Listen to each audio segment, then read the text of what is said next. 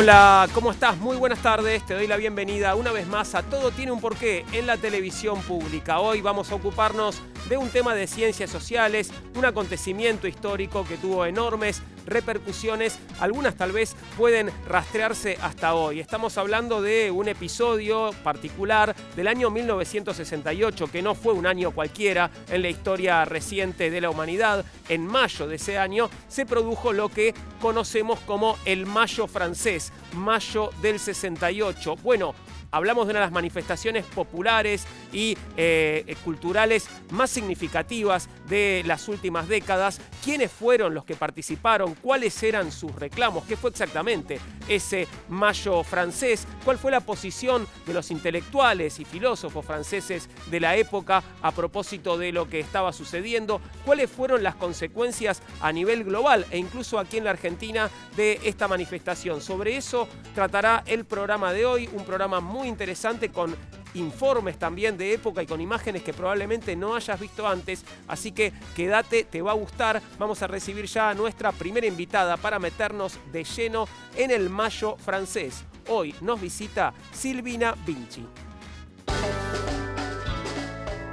Silvina es licenciada en Historia, tiene un magíster en Historia del Arte Argentino y Latinoamericano por la Universidad Nacional de San Martín. Es profesora en las cátedras de Arte Contemporáneo, Historia de la Cultura y Arte Argentino y Latinoamericano en las universidades de El Salvador, Ciencias Empresariales y la Nacional de Hurlingham. Gracias, Silvina, por estar de vuelta con nosotros este año. ¿Cómo estás? Hola, Juan. Gracias. Bien, todo bien, por suerte. Qué bueno, me alegro. Bueno, una primera respuesta tal vez breve, como para dar un primer pantallazo. ¿Qué fue el Mayo francés?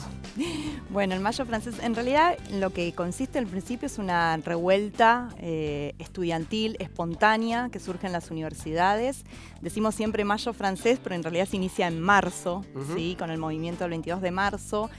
No se inicia en sus principios en la universidad en París, centralmente, sino en Nanterre, una universidad que estaba alejada de París a unos kilómetros, en donde los estudiantes van a tener varios reclamos.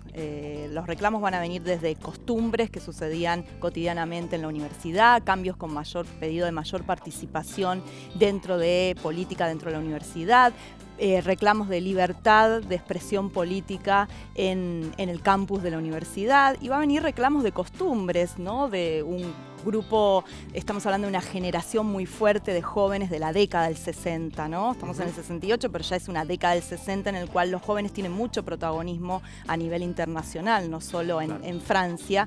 Y algunos de los reclamos van a venir desde, por ejemplo, que en el campus estaban divididos los hospedajes en el sector de mujeres y en el sector de hombres.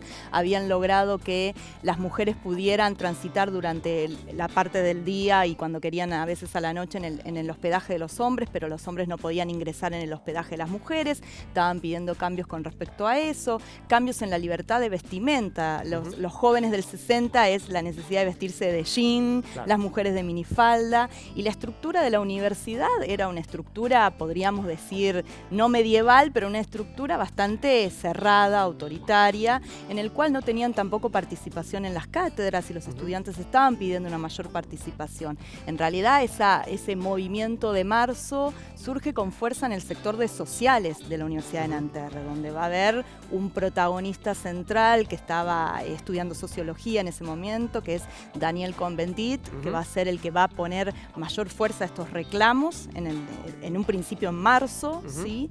Y al mismo tiempo, junto con estos reclamos de cambios de costumbres, de estructuras mismo de la institución universitaria, hay otros ejes que se cruzan, que son también algunas cuestiones de lucha más política, ¿no? Claro, porque hasta ahora lo que estás contando tiene que ver con reclamos estrictamente universitarios y de la vida en la universidad, claro, pero había otros temas en el aire, ¿no? Claro. ¿Cuál era la situación política en Francia en ese momento? Digamos, ¿en qué contexto surgen estas propuestas más allá del ambiente universitario? Claro, el contexto, en realidad también hay un contexto internacional, ¿no? Que hace presión en la mayor parte de los países. Primero es las cuestiones de la guerra de Vietnam, Vietnam, ¿sí? Tomar una posición con respecto a eso, antibelicista, en contra de la lucha de Estados Unidos en la zona de Vietnam. Entonces hay un fuerte reclamo de sectores estudiantiles en contra de esta guerra, lo cual va a generar bastantes disturbios en algunos lugares de empresas americanas en París. Va a haber algunas manifestaciones de los estudiantes que van a tirar piedras, van a hacer manifestación, por ejemplo, en la sede de American Express en París, y esto va a generar las primeras movilizaciones policiales en contra de estas manifestaciones, los primeros estudiantes que son encarcelados, ¿sí? Y esto se va haciendo cada vez más candente en París. Pero también en Nanterre lo que comienza a ver es distintas asambleas que los estudiantes espontáneamente comienzan a realizar, en las cuales se reúnen, charlan sobre estas cuestiones antibelicistas, sobre la cuestión de Vietnam, una postura no estalinista, podríamos decir, alejándose de esa posición comunista estalinista y acercándose muchas veces a lo que es esta idea maoísta, ¿no? De la revolución cultural que había iniciado Mao ya hacía unos años antes.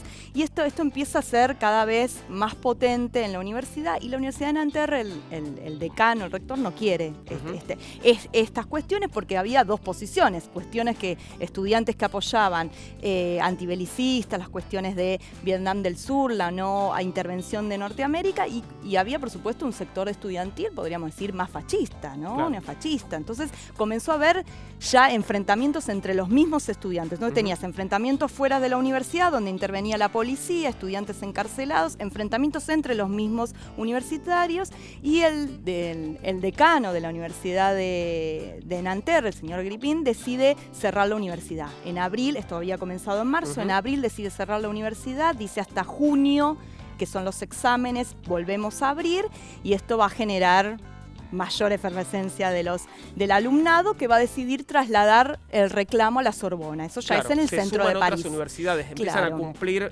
un rol en esta protesta, otras universidades. Claro, en distintos sectores de París, ¿sí? En Lyon, en Estrasburgo, empieza a haber distintas, pero especialmente todo lo que era el reclamo de Nanterre se traslada a la Sorbona, ¿sí? En la Sorbona, en el centro de París, comienza a ver ya estas asambleas, se trasladan a la Sorbona, comienza a haber reclamos, se mantiene estas movilizaciones que comienza a haber, estos enfrentamientos entre alumnados de sectores más fascistas con estos enfrentamientos de este sector alumnado que tenía un gran matiz, era un mosaico de alumnados, ¿no? Porque estaban los que estaban en reclamo en contra de la guerra de Vietnam, los que reclamaban estas libertades nuevas de la universidad, estas reformas que estaban necesitando, ¿sí? Y los que buscaban la libertad plena. Y especialmente había el ministro de Educación de Francia, había decidido en el año 67 ya empezar a hacer algunos cambios en la universidad, y quería, en cierto paso, encauzar la universidad hacia una idea más relacionada, que el alumnado se recibiera para trabajar en las empresas, una idea más industrial. Entonces el sector de sociales de la universidad se sintió, por eso digo, Daniel Cohn-Bendit de Sociología, el sector de Letras, se sintió menospreciado o que iban a perder, ¿sí? Claro, el encauce de sus carreras. Silvina, nombraste ya 2 veces a Cohn-Bendit, sí, y tenemos un informe que nos presenta a los dirigentes del mayo del 68. El colorado es uno de ellos, pero hay más, o el rojo, ¿no? Más precisamente. Te los presentamos. Estos son los dirigentes estudiantiles del 68. El espejo retrovisor de la historia nos muestra al mayo francés de 1968 en blanco y negro. Allí están, jóvenes, enérgicos, alzando su voz desde los megáfonos, Daniel Cohn-Bendit, Alan Chesmar y Serge July, los líderes de aquel levantamiento estudiantil. Con cada hoja del almanaque arrancada, asomaron las arrugas y fue aplacándose la rebeldía. Pero los 3 protagonistas, aunque de distintas maneras, siguieron vinculados a la vida pública.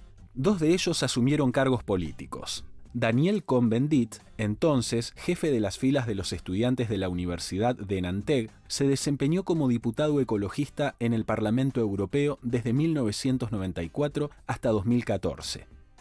Alan Chesmar, ex secretario general de los profesores en 1968, fue inspector de enseñanza en el gobierno socialista de Lionel Jospin en los 90. Serge July, en cambio, se dedicó al periodismo. Uno de sus hitos fue haber fundado junto con Jean-Paul Sartre el diario Liberación. Debido al color de su pelo, a Cohn-Bendit le llamaban Dani el Rojo. Con el tiempo, los medios lo rebautizaron Dani el Verde por pasar de ser anarquista a militante ecologista. Ese joven insurrecto en épocas donde los estudiantes usaban camisas con cuello Mao fue expulsado de Francia por el gobierno de Charles de Gaulle. Desencantado, en 2008 publicó el libro Olvídate del 68, en el que sostuvo que aquella sublevación sirvió para ganar algunas batallas civiles, pero que fracasó en el campo político. Hoy, Cohn-Bendit simpatiza con el gobierno de Emmanuel Macron. Alan Chesmar, luego de 1968, cumplió 18 meses de cárcel por militar en un partido ilegal, Izquierda Proletaria. Siempre estuvo vinculado al Partido Socialista. El ahora octogenario dirigente destacó en un reciente reportaje el imaginario revolucionario de su generación y afirmó que se trató de un movimiento que no debe juzgarse de forma aislada, sin tener en cuenta acontecimientos como las protestas contra la guerra de Vietnam, la lucha por los derechos civiles o la primavera de Praga. Serge July dirigió el diario Liberación en las épocas consagradas al progresismo. En la década del 80, intentó llevar el matutino hacia una ideología que hoy se podría llamar de izquierda socialdemócrata. Pero los capitales privados que entraron en el paquete de acciones no se lo permitieron. El empresario Edouard de Rothschild lo forzó a renunciar en 2006. Los ciudadanos franceses observaron este despido con la irónica resignación que provocan las causas perdidas. El heredero de un imperio financiero desplazando a un referente del Mayo del 68. Esa fue la historia de los dirigentes estudiantiles más importantes de la revuelta del 68. Me hablaste mucho, Silvina, de los estudiantes universitarios. En algún momento entra en escena el movimiento obrero. ¿De qué forma y por qué sucede esto? Sí, ya dije que de Nanterre pasaron a la Sorbona, es decir, ya están en París y ya estamos en mayo, porque esto habíamos dicho que arrancó en marzo, ya estamos en el 3 de mayo. Ahí comienza a haber varias manifestaciones.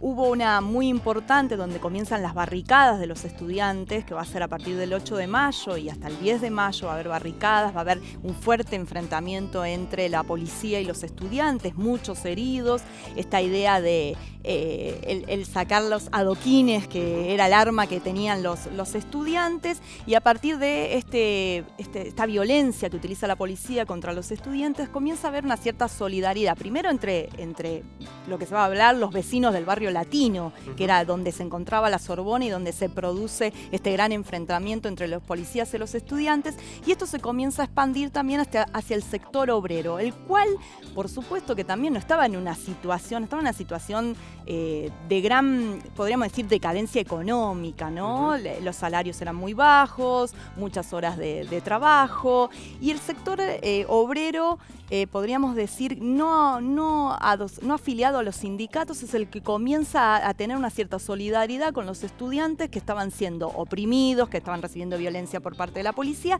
y comienzan a acercarse y a manifestarse junto con los estudiantes. Esto viene también, se explica de cierta forma, que gran parte de los estudiantes de Nanterre son de un sector, de un lugar industrial, bien, donde están también en conexión con los obreros, es decir, había un conocimiento entre estudiantes y obreros. Así que después del 10 de mayo se unen los obreros, van a participar de las manifestaciones y a partir de los enfrentamientos con la policía van también a adherir los sindicatos. Ahí ya comienza una gran movilización de obreros y estudiantes y se va a decidir realizar una huelga general, que fue una verdadera huelga general. Lo que se dice que fue la primera gran huelga general que tuvo Francia, en donde se paró el país, donde no funcionaron los transportes, donde no funcionó el aeropuerto, donde empezó a faltar cosas en los supermercados. Es decir, fue una gran movilización, una gran huelga, en donde ahí se unen estudiantes y obreros. Y es muy singular que una huelga general paralice un país a partir de una protesta estudiantil. Claro, ¿no? Pero también había esta idea, los estudiantes también tienen una idea de cambio, también hay una cierta disconformidad con cuál es el futuro que a ellos les depara. Porque ellos piensan, ¿para qué yo estudio en la universidad? Y piensan, yo no quiero ser el ejecutivo de la empresa que oprima al obrero. Entonces ahí hay también una cierta acercamiento con con la realidad del obrero, es decir, entonces hay una cierta solidaridad entre los dos sectores, ¿sí? La presidencia era la presidencia de Charles de Gaulle, claro. ¿no? Un héroe. 10 años ya hacía que estaba. Una figura importantísima del siglo XX. Claro. ¿Qué rol cumple de Gaulle en estos acontecimientos? Bueno, al principio... Lo vamos a presentar enseguida, pero brevemente contamos. Bueno, el general del ejército de Gaulle, que tenía primero una gran estima porque había sido el gran personaje de la resistencia durante la ocupación alemana, sabemos desde Londres todo lo que hizo de Gaulle, había llegado al poder en el año 58, se le pidió ayuda para poder calmar la situación que ya estaban sufriendo en Argelia, las revueltas en Argelia, que después termina con la independencia en el 62 que le da Charles de Gaulle, pero hacía ya 10 años que estaba en el poder. Desgastado seguramente. Sí, y para los estudiantes era un símbolo de una generación pasada. Lo que pasa con esta generación del 60 es que siente una gran brecha generacional con los padres. Claro. Es una generación que no pasó por las guerras, ¿sí? Y los padres sí pasaron por las dos guerras, muchos, y sienten cada vez mayores diferencias. Y De Gaulle era el representante de esa generación pasada. Si te parece, vamos a presentarlo. Muy ¿Sí? bien. ¿Quién fue Charles de Gaulle, el presidente de Francia durante mayo del 68? ¿Quién fue Charles de Gaulle? Charles André-Joseph Marie de Gaulle fue un general y máximo héroe francés durante la Segunda Guerra Mundial. Fue además el presidente que condujo al país hacia la refundación, pero también uno de los enemigos de las masas sublevadas durante el mayo del 68. Ejerció como militar, político y escritor, que se convirtió en el coloso de la reconstrucción de una sociedad arrasada por la guerra. Llegó a ocupar la presidencia de la República Francesa por más de 10 años. Se lo reconoce como el promotor de la reconciliación franco-alemana, arquitecto de la Quinta República de Francia y una influyente figura en la construcción de la Unión Europea. Nació en 1890 en Lille, Francia. Era el segundo hijo de una familia católica, patriótica y nacionalista de clase media alta. De niño descubrió su vocación castrense. La Academia Militar lo esperaba para formarse y ya en 1913 se unió a un regimiento de infantería. La Primera Guerra Mundial le dejó varias heridas en el cuerpo. Su personalidad, influyente entre los oficiales, lo llevó a ocupar varios cargos militares durante el periodo de entreguerras. Llegó a ser secretario del Consejo de Defensa Nacional entre 1937 y 1940 bajo el mando del mariscal Pétain. La Segunda Guerra Mundial también lo encontraría en combate. En 1940, las fuerzas de defensa francesas resultaron insuficientes para repeler al ejército nazi. Y cuando París capituló frente a Hitler, De Gaulle escapó al exilio.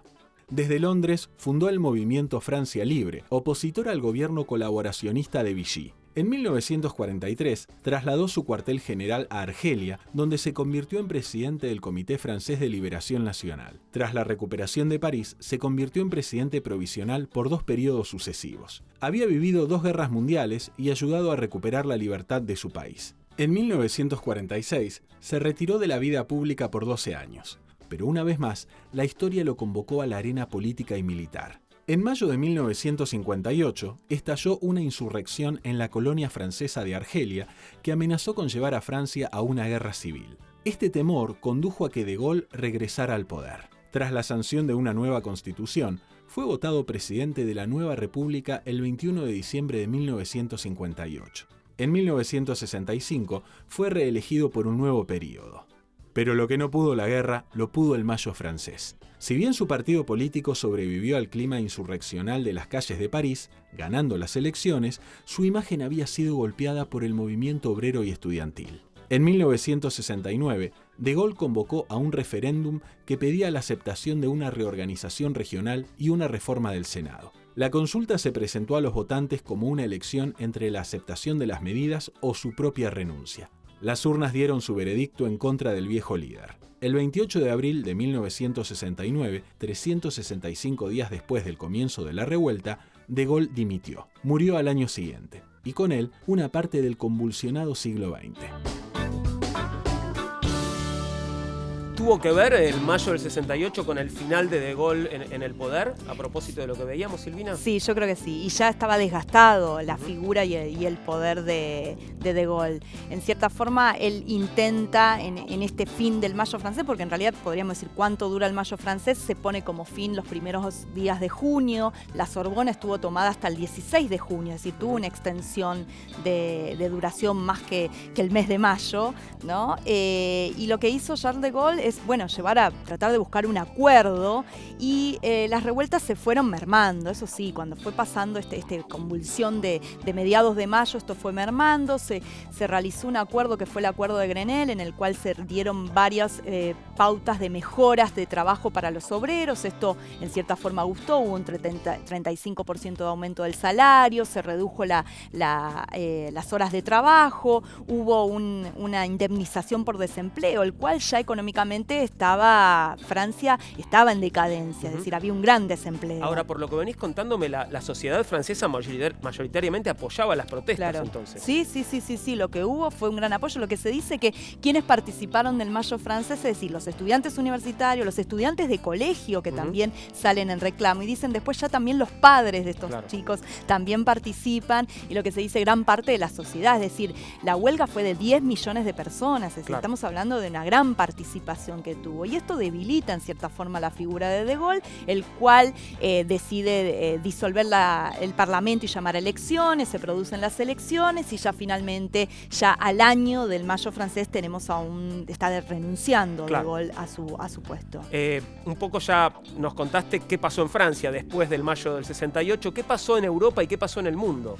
Bueno, en cierta forma, la década del 60 fue una década que estuvo marcado por las revueltas, ¿no? A nivel mundial. Si esto había iniciado, ya también tenemos antes un antecedente que es la Primavera de Praga, la cual comienza con esta idea de abrir a Praga o sacar a Checoslovaquia de ese encierro estalinista, pero con una cierta apertura, que es un poco lo que buscaban los sectores del alumnado de Francia y los jóvenes que adhieren a estas nuevas ideas comunistas, no endosadas en el estalinismo, sino con una mayor apertura, ¿no? Un nuevo socialismo, podríamos pensar, un socialismo europeo.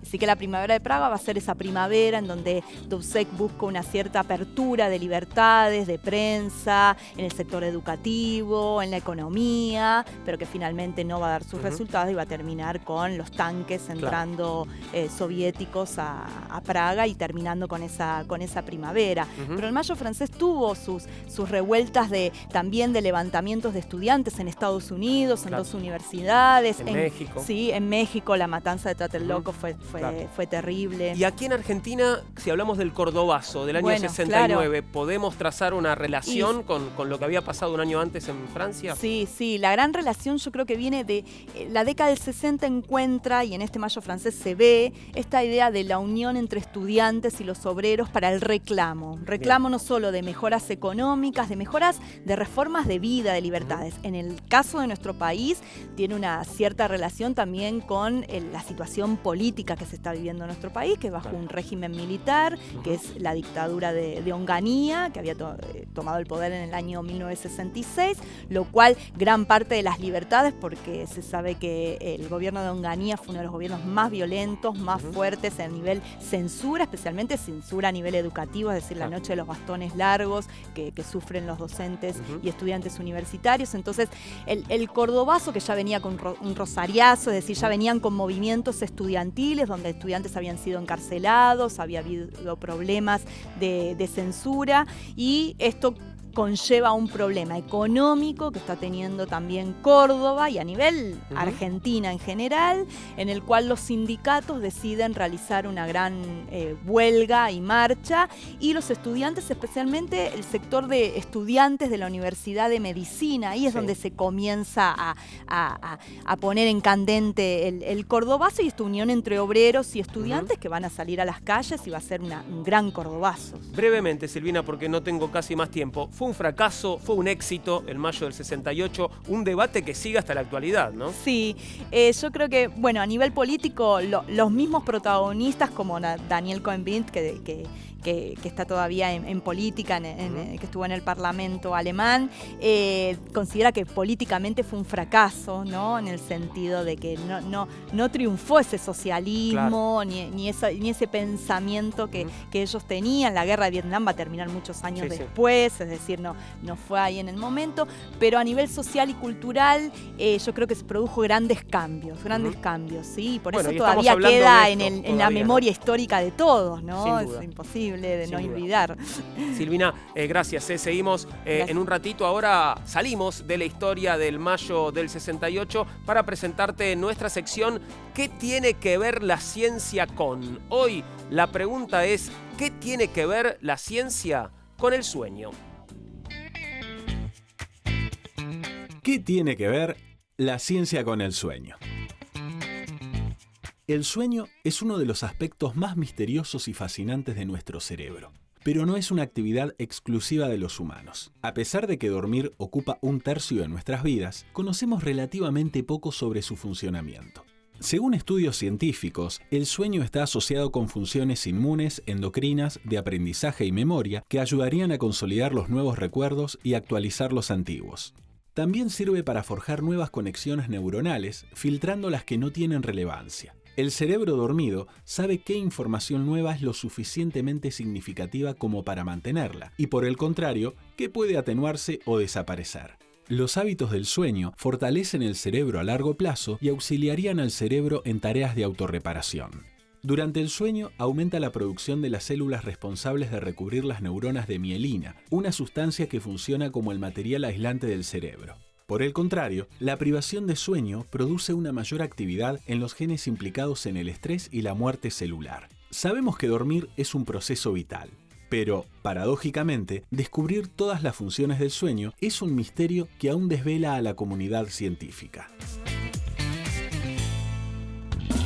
Sabés que podés contactarnos a través de nuestras redes, tal vez tengas preguntas para hacernos, nos encantaría leerlas en porqué@mandarinatv.com, nuestra casilla de correo, en Facebook nos encontrás como Todo Tiene un Porqué, en Instagram y Twitter @porqué_tv. Silvina, muchas gracias por haber estado hoy con nosotros. Gracias por la invitación. Un placer y seguramente nos volveremos a ver en esta temporada. Por supuesto. Gracias, Silvina. Gracias. Vamos a seguir hablando del Mayo francés con más invitados. A continuación vamos a ver cuál fue el rol de los intelectuales franceses en esta revuelta, que hoy es el tema del programa en Todo Tiene un Porqué. Ya venimos.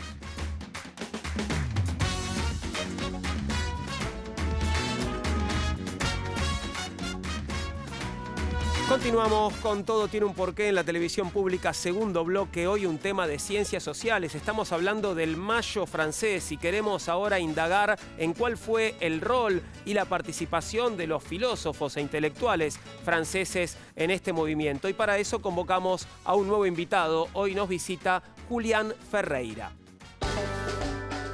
Julián es doctor en filosofía, investigador independiente del CONICET. Es docente y jefe de trabajos prácticos de antropología filosófica en la UBA y es director general de Ideas, revista de filosofía moderna y contemporánea.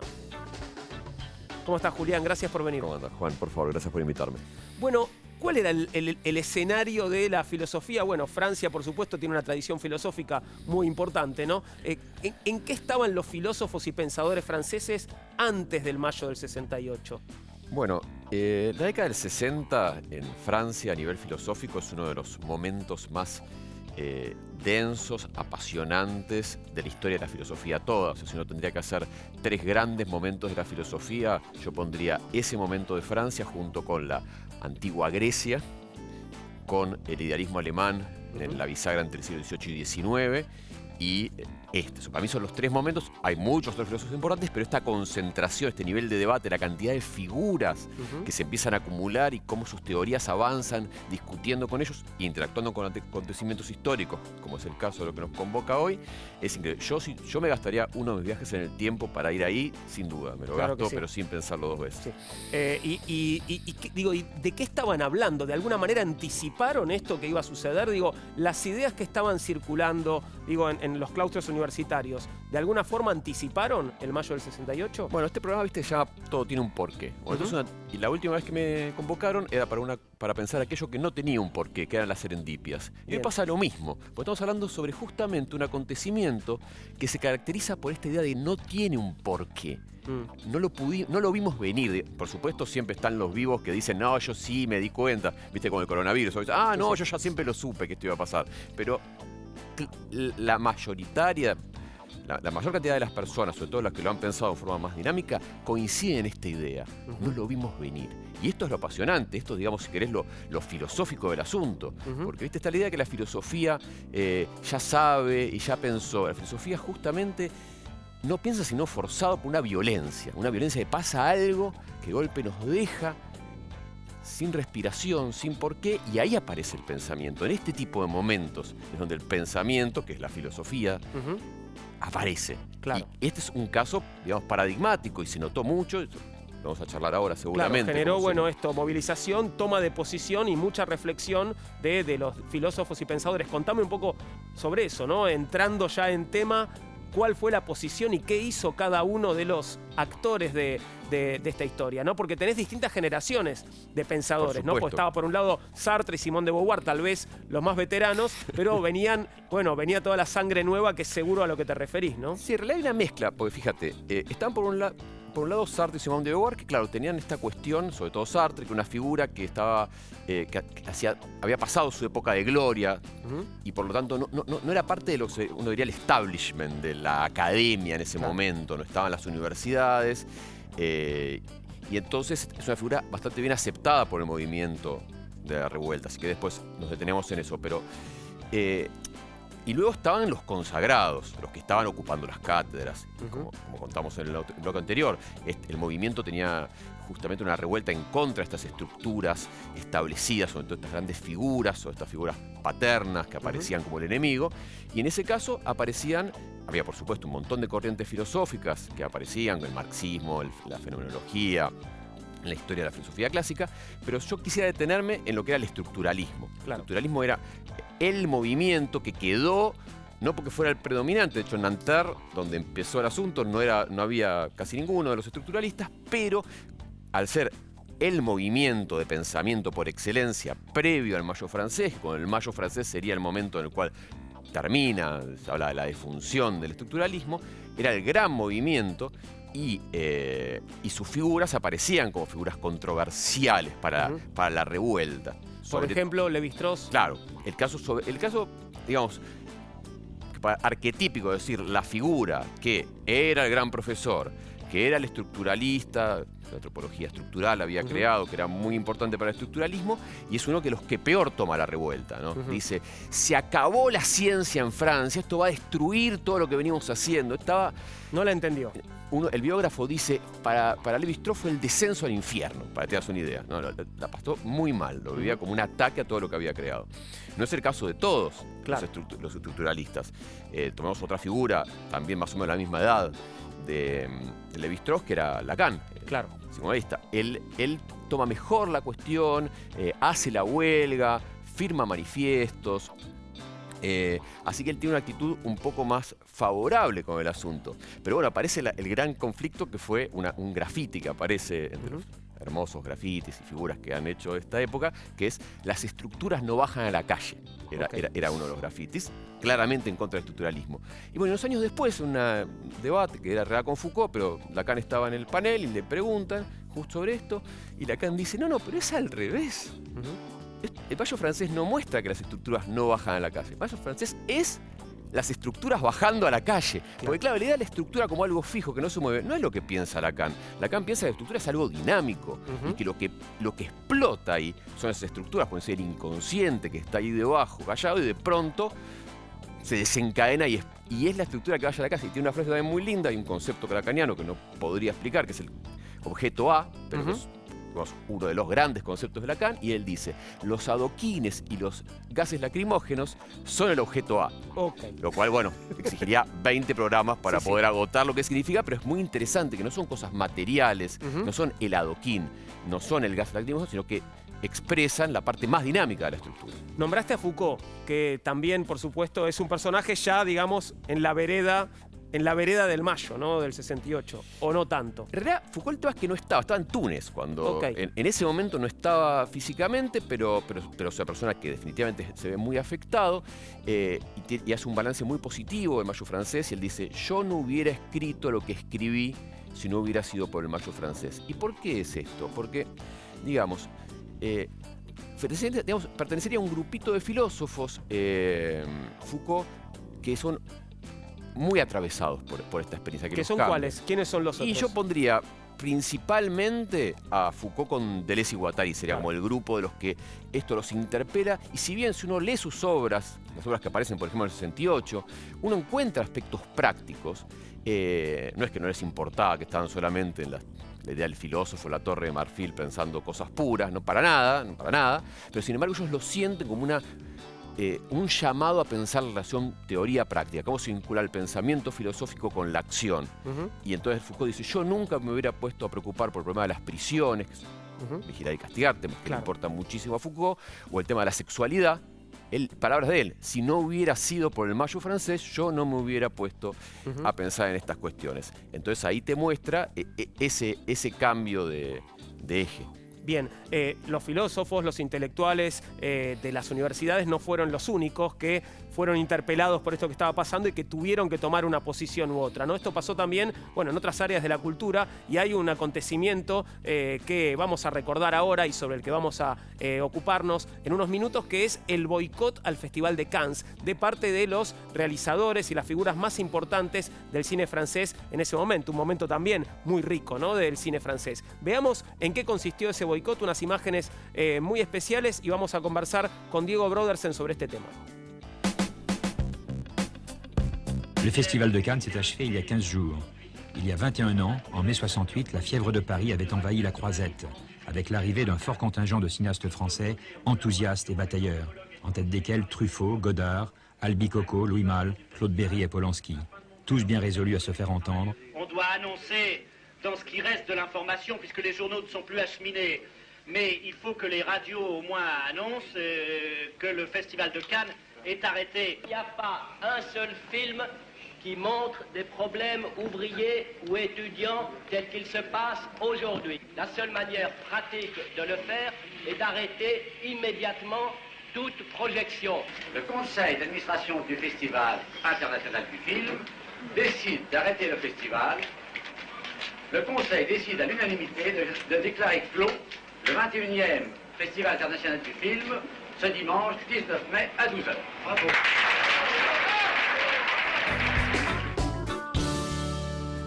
Como te adelantaba, para hablar de este episodio en particular, estamos en contacto con Diego Brodersen. Diego es crítico de cine y columnista en los principales medios del país. ¿Cómo estás, Diego? ¿Todo bien? Qué bueno verte de vuelta. Bien.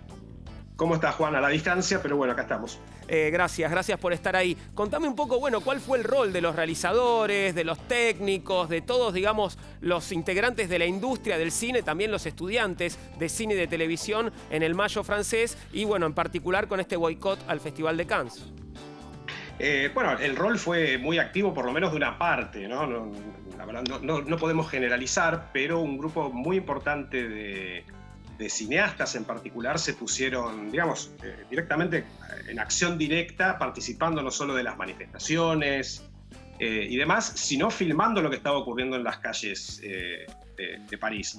Hay todo un paquete de cortometrajes que se llaman Cinetracks, son alrededor de 40 cortometrajes, de los cuales participaron gente como Godard, Alain Resnais, Chris Marker, que básicamente eran artículos de propaganda y de agitación política.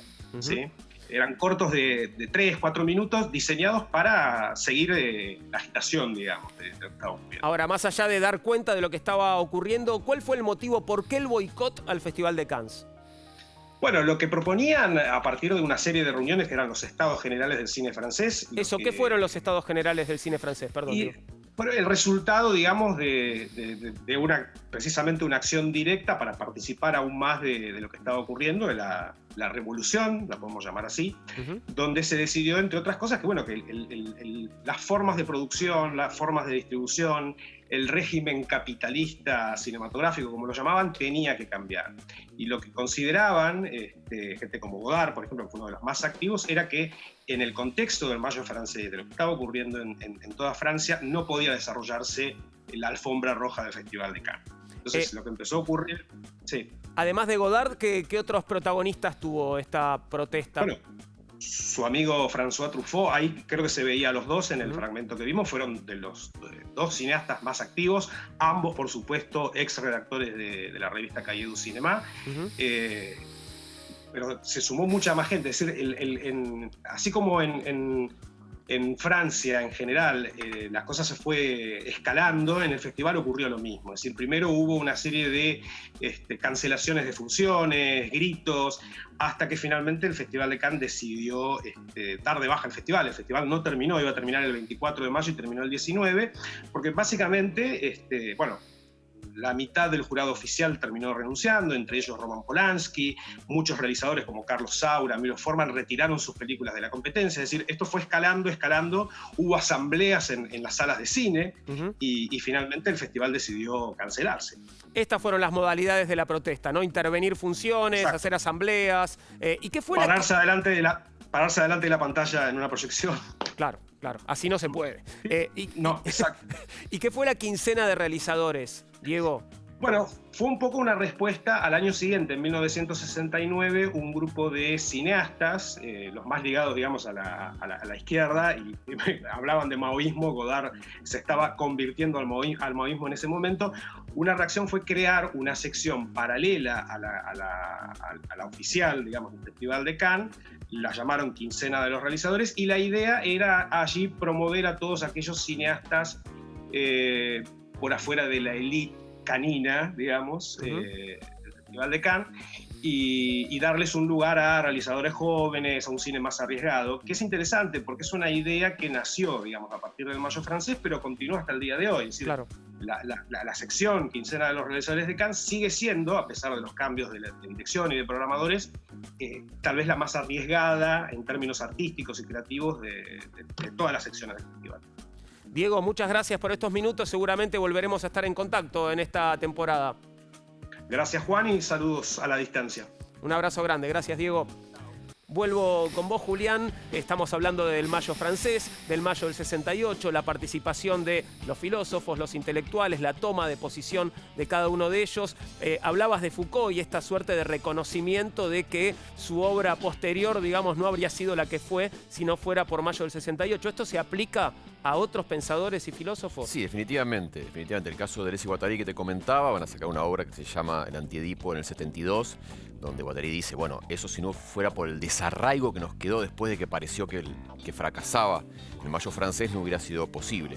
Me parece muy interesante detenernos en la posición del otro autor de este dupla, que es Deleuze, que se distingue, esta idea del fracaso, él no la comparte. De hecho, en una entrevista que le hacen en Magazine Littéraire en la década del 80, le hacen hacer como una fichita que elija como sus datos biográficos, que es cómo se definiría él. Y una de las tres cosas que pone es, nunca renunció al Mayo francés. Bien. ¿Y por qué no? ¿Qué es lo que dice Deleuze al respecto? Dice, fue un acontecimiento, como decíamos al principio. Y un acontecimiento no es solo algo que no esperábamos, que no nos vimos venir, sino algo que responde a algo que es intolerable. Hay algo intolerable en el mundo a lo cual reaccionan estos jóvenes y hace que este reguero de polvo estalle. Y eso intolerable sigue estando. Esa sociedad de consumo, esa sociedad mercantilizada, sigue estando entre nosotros y nos sigue reclamando. Y la pregunta grande no es qué pasó en Mayo francés, sino qué nos pasó a nosotros. ¿Estuvimos nosotros a la altura del acontecimiento? ¿Estamos nosotros a la altura del acontecimiento? ¿Lo estamos ahora, por ejemplo, ante este acontecimiento global que estamos? ¿Vamos a estar a la altura? Esto va a seguir repitiéndose y la pregunta es intemporal y va a insistir en nosotros. Y la pregunta de Mayo francés en ese sentido sigue siendo nuestra. ¿Podemos estar a la altura de lo que nos acontece y no esperamos? Eso es lo que sigue quedando ahí, ¿no? Del Mayo. Del Mayo y de eso que está más allá de lo que vivimos todos los días y nos acostumbramos a que es nuestra realidad. No hablamos mucho de las pensadoras, ¿no? Que por supuesto las sabía también Hannah Arendt, Simone de Beauvoir, ¿no? Junto a Jean-Paul Sartre. ¿Podrías distinguir algo ahí? Y yo podría decir que Simone de Beauvoir es uno de estos casos que se nota mucho el impacto en su biografía. Si bien, podemos decir, El segundo sexo tenía como 20 años de publicado y es uno de los libros más leídos en ese momento, el Mayo francés a ella la lleva, por ejemplo, a involucrarse mucho con el movimiento de liberación de las mujeres y tener una actitud muy activa en diferentes luchas de liberación femenina que hoy por hoy siguen siendo otro acontecimiento que nos atraviesa, ¿no? Entonces, en el caso de Simone de Beauvoir, se notó mucho este impacto, además que fue una persona muy fascinada, el trapo rojo ondeando, era una fiesta, ella se manifiesta con muchísimo de los grandes entusiastas. Fue ella. Y el caso de Hannah Arendt es un poco distinto. Hannah Arendt estaba en Estados Unidos, tenía la cuestión de que ella era amiga de los padres de Daniel Rojo, entonces tenía como una cuestión ahí que le impactaba, hablaba, estaban preocupados, etc. Y ella hace también una reivindicación positiva de esto, porque le parece muy importante la no violencia, o sea, ya que hubo algunas cuestiones, fue una cuestión en general no violenta, y ella defendía mucho la no violencia, y también le permitió a ella la distinción muy importante entre violencia y poder. Y lo que ella dice, también piensa que fracasó, dice que el fracaso del Mayo francés es porque el poder estaba ahí tirado en el piso, pero nadie se agachó a recogerlo, nadie estuvo en condiciones de agacharse a recoger el poder y hacer lo que hay que hacer. ¿Cuál te gusta de todas estas versiones? ¿Cuál es tu favorita? Y mi Julián? favorita es que haya tantas versiones, que haya tanto fervor del pensamiento y tantas ganas de tratar de pensar a partir de lo que nos acontece. Y creo que eso es la filosofía, y por eso la filosofía con el Mayo francés tiene una relación tan especial. Muchas gracias, Julián. Hacemos una pequeña pausa. El Mayo francés es el tema de hoy en Todo tiene un porqué.